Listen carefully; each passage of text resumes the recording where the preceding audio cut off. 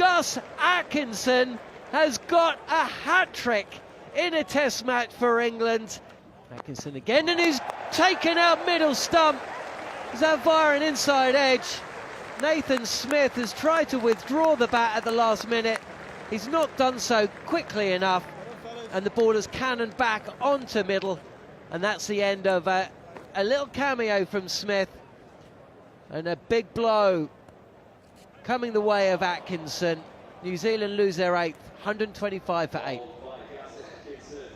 Well, if you bowl good areas, it creates indecision from batters, and indecision there from Nathan Smith as he walks off.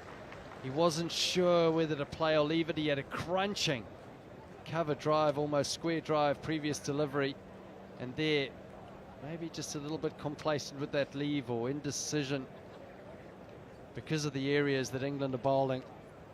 And another New Zealand wicket. Well, they're on the ropes now, New Zealand. Matt Henry's walking to the crease, and it's just Henry and Southey left. And you wonder what's going through Glenn Phillips's head. He's looking in fine form. We might see a little bit of a counter for him now. It surprised me a little bit to see William O'Rourke sent in with 25 minutes to go yesterday. It was too long. It was way too long, I thought. It was just another moment in this series where I've just felt New Zealand have opted for the defensive option. It just seems to be the default setting, whether it's fielding positions, batting orders, team selection, approach at the crease. Always seems to be defensive, and when you're coming up against a team that just doesn't do anything other than attack, I don't know.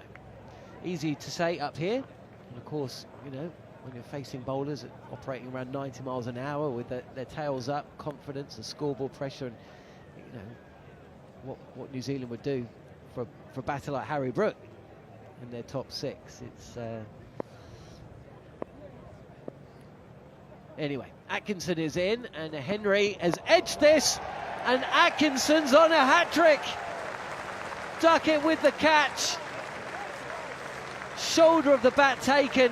First ball from Henry's got to go for a duck.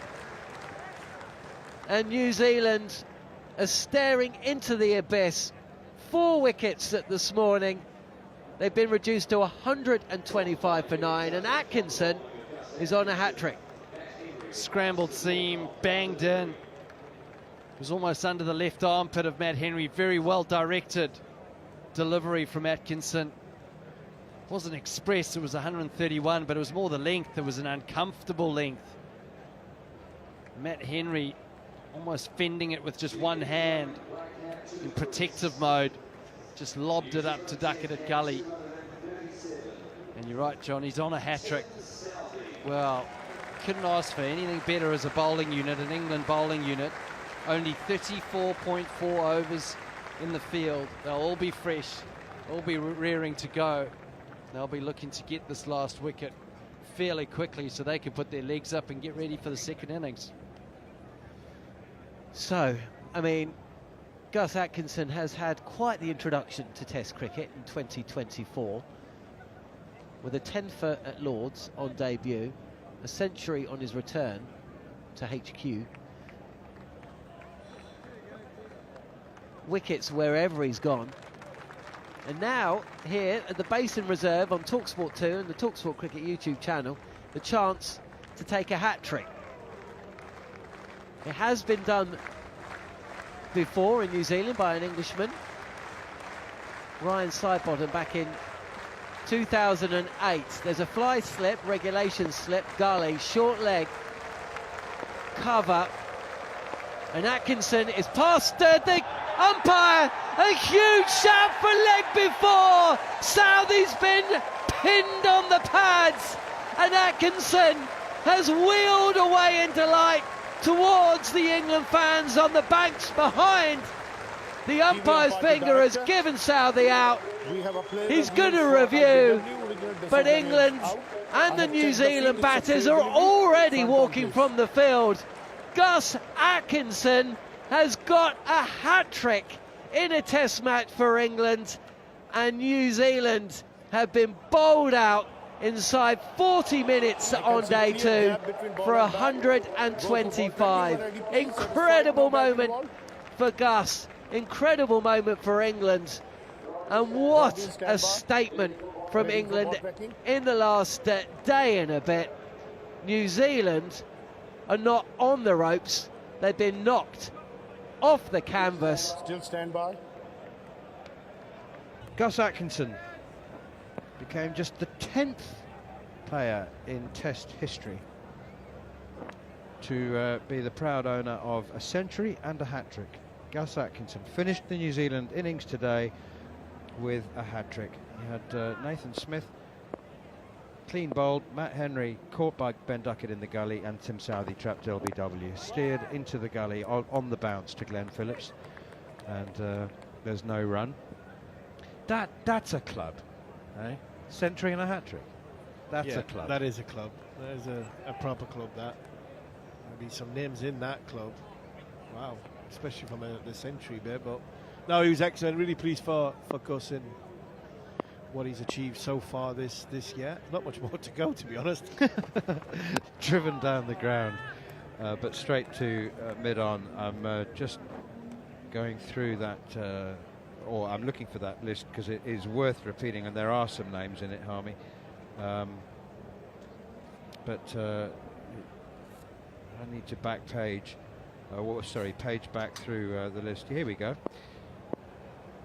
Johnny Briggs played his cricket a century ago, just over a century ago, and that one is a very, very good quick delivery from Matt Henry, and it hits Jacob Bethell. It's angled in, hits him on the pad, and just for a moment he's a little hurt. So Johnny Briggs, I forget you. I know you'll know the name. Okay, here we go. I thought is Johnny Briggs not Mike Baldwin in Coronation Street? That's another one. Not him then. Wasim Akram, Harbhajan Singh, James Franklin, Abdul Razak, Irfan Pathan, Moeen Ali. Last one to get one for England.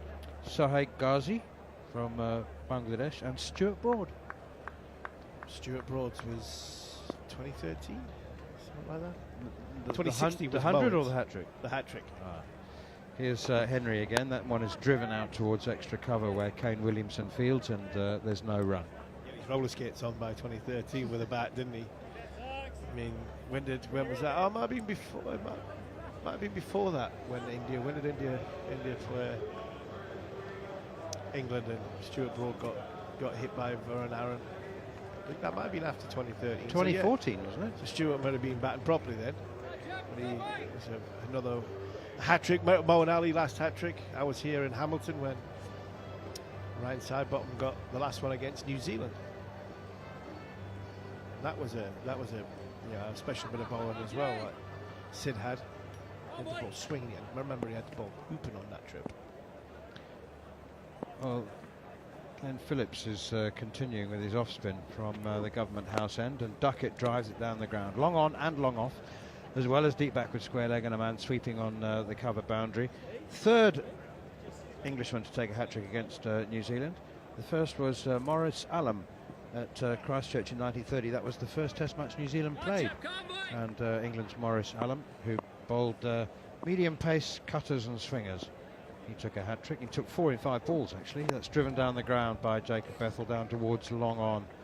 So he took a hat-trick, dot ball, another wicket. 4 in 5, Maurice Allam. And as you say, Ryan Sidebottom at Hamilton in 2008.